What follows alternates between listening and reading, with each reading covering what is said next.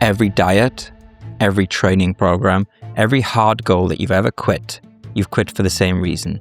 It's not because you're lazy, it's not because you lack willpower, it's because your brain told you a story and you believed it. And that story goes something like this. This is uncomfortable. Uncomfortable is bad. I should stop.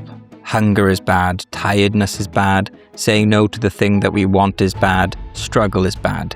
And it feels so true, it's so ingrained that we accept it as a fact. But what if I were to tell you that it's not? What if there's a way to evaluate what is happening to you in a way that makes discipline automatic? Not through willpower, not through motivation, but through a 2,000-year-old philosophy that asks a question that completely changes your relationship to discipline. That is what we're going to be discussing in this video. I'll start with a quick personal story. So I'm currently on a cut. I've lost 11 or 12 pounds over the last 2 months or so. Nothing fancy, just a calorie deficit, regular exercise. But we all know how it feels to be on a diet. The first few days, or maybe even the first few weeks, go well. We feel pumped, we feel motivated. This time we are going to go all the way and get lean, get toned, get in shape. And then after a few weeks, when the motivation starts to wane and the clever, sophisticated tricks of our body and our mind kick in, and they start saying things like, you know what would feel good is if you ate that food. Dieting doesn't feel so good. Why are you even doing this? You're fine as you are, right? And all these voices come in and try to persuade you and distract you from the goal. You're not starving, right? You just have this sort of low-level hum of discomfort. Like things are not quite as nice as they would be if you could eat whatever you liked, whenever you liked. And this is where most people make the mistake, including myself for years. We try arguing with that voice on its own terms. We try to replace the negativity with positivity. We try to use willpower and discipline. We tell it to be quiet. We argue back.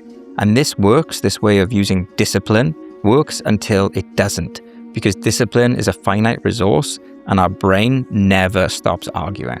What's changed for me personally is to now no longer tell myself I need more discipline or more motivation or to white knuckle myself through the discomfort, but to instead just to ask a different question that I got from the Stoics. The Stoics had a pretty radical opinion on what constitutes good and bad. And I mean radical even by today's standards. Epictetus would say that the only true good, truly, is excellence of character. And the only true bad is vice, which would be corruption of character. So the only true good is virtue, and the only true bad is vice. And everything else, everything, health, sickness, poverty, emotions, pleasure, pain, reputation, these would be called indifferents, conditions, if you will. It doesn't mean that they don't matter. Naturally, there are things that have selective value. It's more natural to prefer health over sickness and financial security over poverty, of course. These would be preferred indifferents, but they are not truly intrinsically good or bad. They are just conditions, helpful conditions, hard conditions. And the reason they thought this way is because of these conditions, like having money, having reputation, having health. It depends how you use them, right? Someone who has a corrupt character can leverage these things to cause more harm, whereas someone who has a good character can leverage these things to do good in the world. So on their own, they are just tools. They are neither intrinsically good or bad. And that's why they came up with this indifferent way of thinking about the world. So the only good is virtue, the only bad is vice, and everything else is indifferent, and it kind of depends how you use it. This could seem a bit abstract and philosophical, so let's bring it now into the day-to-day modern world. So I'll talk about my cut, right? It's the middle of the day, and I start feeling this awareness of the deficit. Maybe I've just done a workout, and I'm feeling my sugar levels starting to crash a bit, and I want to eat more food than I've allotted to myself. The storyline starts up. This feels bad. I should feel better. Feeling bad is bad, intrinsically bad. Being uncomfortable is bad, intrinsically bad. So I need to eat more food. That's the storyline. And the logic that most of us would operate on is what I've just said, right? This feels bad. I don't want to feel bad. Therefore, I should feel better. And eating will make me feel better. Therefore, I should eat. That's the logic. It's airtight. And a lot of us would resort to using willpower to try and override this and force ourselves to not do it, which eventually won't work given enough time. So instead, I like to ask a different question that gets rid of this old framework completely. And the question I ask is this good or bad for my character? Does this situation harm my character? Does it corrupt my character? Or does it improve my character, help me grow? And this question flips everything on its head completely. So is being hungry something that will harm my character? No, of course not. Hunger is not something that will harm my character. It will not corrupt my character. It's external. Epictetus would say that my character is untouched by hunger. Is sitting with this discomfort, choosing not to react to it, to engage with it, to give into it, to be mindful and accepting of it, something that will help my character? Well, actually, yes, it could. That's temperance, moderation, self-governance, choosing to stick to what I've already decided to do, even if in the moment I don't feel like doing it. So the emotion hasn't changed. The discomfort hasn't gone. But the question I've asked about what it means is very different now. And here's why this is so much better than willpower. Willpower is a battle. It's a fight. It's a war. It's a form of deprivation that you're fighting against. Part of you wants one thing, another part of you wants a different thing. And in the end, the willpower will always lose. You're going against desire and you're fighting against it, arguing with it, and desire usually wins in the end. Whereas this is not about motivation or discipline. This is about reframe. When you ask, does this help or harm my character? You are now no longer fighting against the discomfort in this war of discipline and motivation.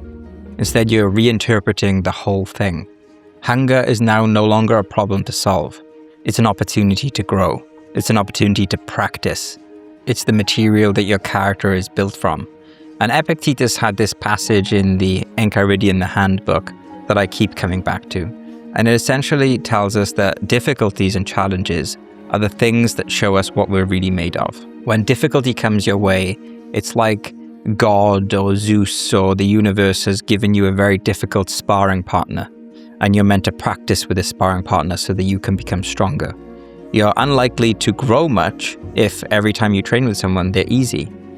Through sweat and toil and struggle and training, you build character, you build new skills.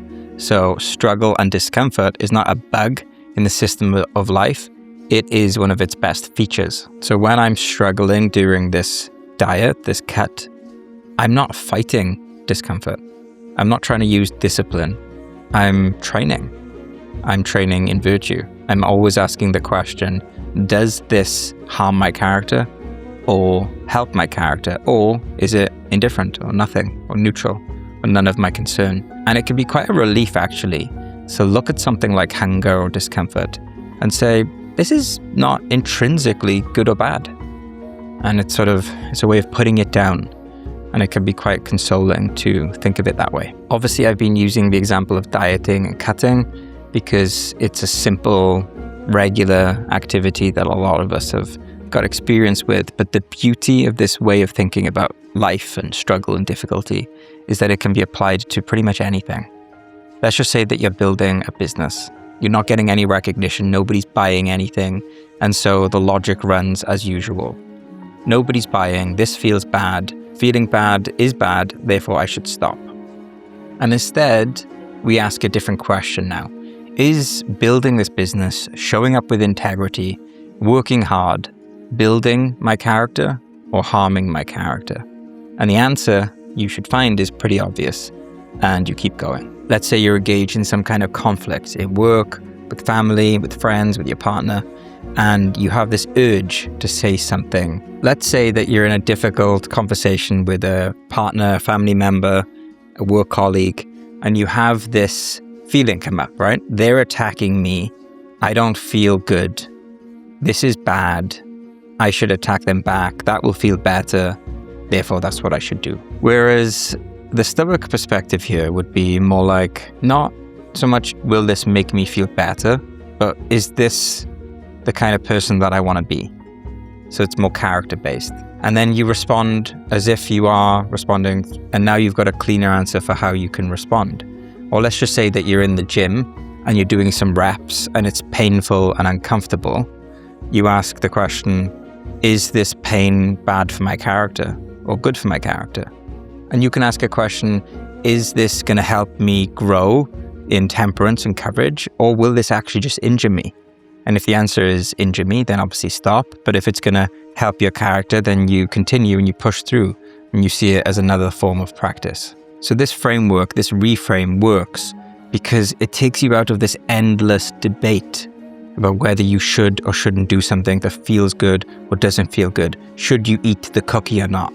You can talk about that all day long. It's endless. Whereas does this help or harm my character is clean. It either does or it doesn't, and you have your answer, and now you have your path forward. A little caveat that I want to give here, though, is that the Stoics were not masochists. They weren't into just suffering for suffering's own sake. You always have to be doing the thing that is painful or difficult. Ultimately, the only good or bad thing, as we've seen, is your character. But there are preferred indifferents. All else being equal, let's just say that you are practicing virtue, excellence of character, then obviously being a bit more comfortable is naturally preferred over being uncomfortable. Being warm is naturally preferred over being freezing. We naturally can prefer these things, but we don't attach our identity to them, and we don't tell ourselves that these things are intrinsically good or bad. We step outside of that way of framing it. And sometimes there are shades of grey and nuances here. Sometimes it's good to break the diet for a social event so you can be present with your family, right? Now, it's not about all or nothing thinking. It's about balance. It's about using this compass of virtue of the character that you are to make informed decisions. That's the whole point. So you go through life asking the question, does this help my character or harm my character?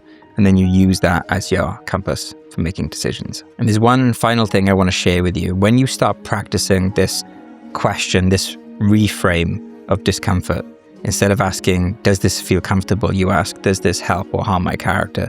Something actually happens to the discomfort. It actually gets lighter.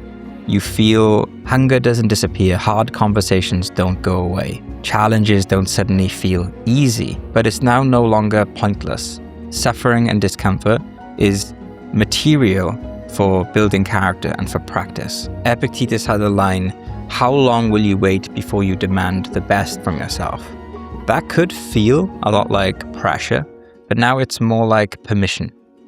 It's permission to stop arguing with comfort, arguing with desire, and just to give yourself permission to build your character into the kind of person that you want to be. So here's the practice that you can use today and well into the future. The next time you feel the pull to quit something, to stop doing something that you've started, ask yourself, does continuing doing this improve my character, or does quitting protect my character? You'll find that the answer is often quite simple and obvious, and it will take you out of the comfort-discomfort logic loop that we've discussed.